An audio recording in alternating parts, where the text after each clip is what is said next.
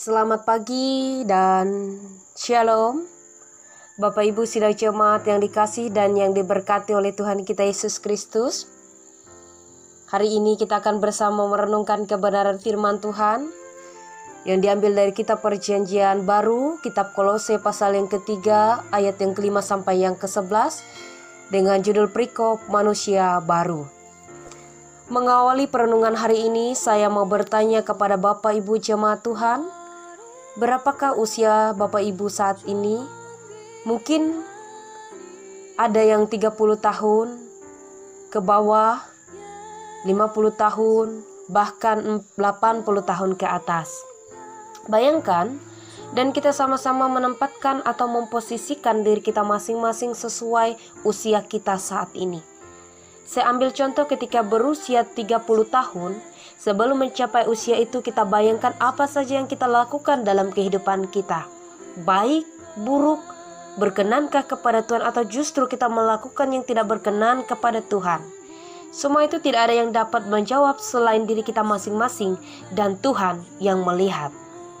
Berkaitan juga dengan nas hari ini yang akan menjadi perenungan bagi kita bersama tentang manusia baru. Bapak Ibu sidang jemaat yang dikasih dan yang diberkati oleh Tuhan kita Yesus Kristus, dalam perenungan ini saya membagi menjadi dua bagian. Yang pertama dalam ayat yang kelima, manusia lama, dan bagian yang kedua tentang manusia baru. Mengapa mereka disebut sebagai manusia lama? Karena mereka melakukan hal-hal yang tidak berkenan kepada Tuhan, seperti mereka melakukan percabulan, kenajisan, hawa nafsu, nafsu jahat, dan juga keserakan yang sama dengan penyembahan berhala. Perlakuan dan tabiat jemaat di Kolose membuat Allah murka dan mengajak mereka hidup di dalam ketaatan. Kemudian bagian yang kedua, manusia baru. Manusia baru adalah manusia yang meninggalkan kebiasaan yang lama.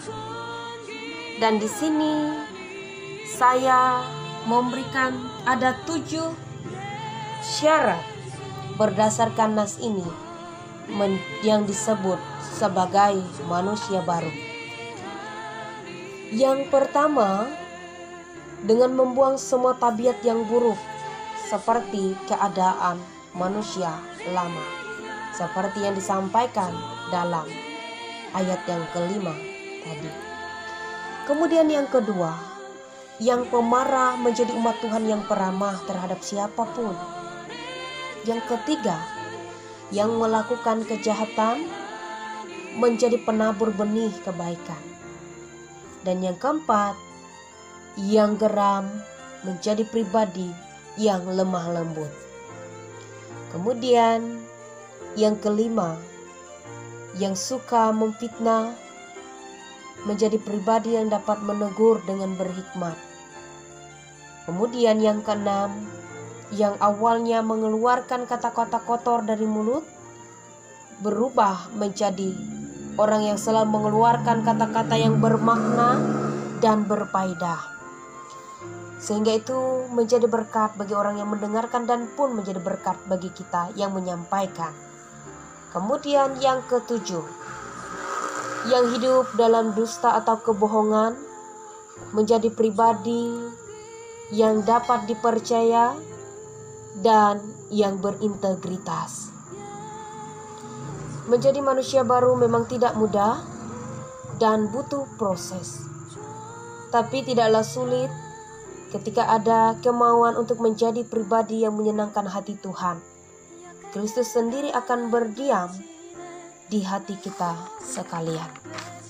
Pertanyaannya, maukah kita menjadi manusia baru dan meninggalkan kebiasaan lama? Yang justru kebiasaan lama itu sudah mendarah daging bagi diri kita. Pertanyaan ini tidak perlu kita menjawab, karena masing-masing kita mengenal diri kita. Masing-masing diri kita mengenal apa yang berkenan kepada Tuhan dan apa yang tidak berkenan kepada Tuhan. Dan tinggal kita yang menerapkan di dalam kehidupan kita. Biarlah kita semua menjadi pribadi yang Allah kehendaki, yang menyenangkan hati Tuhan di dalam kehidupan kita. Tuhan Yesus memberkati kita semua. Amin.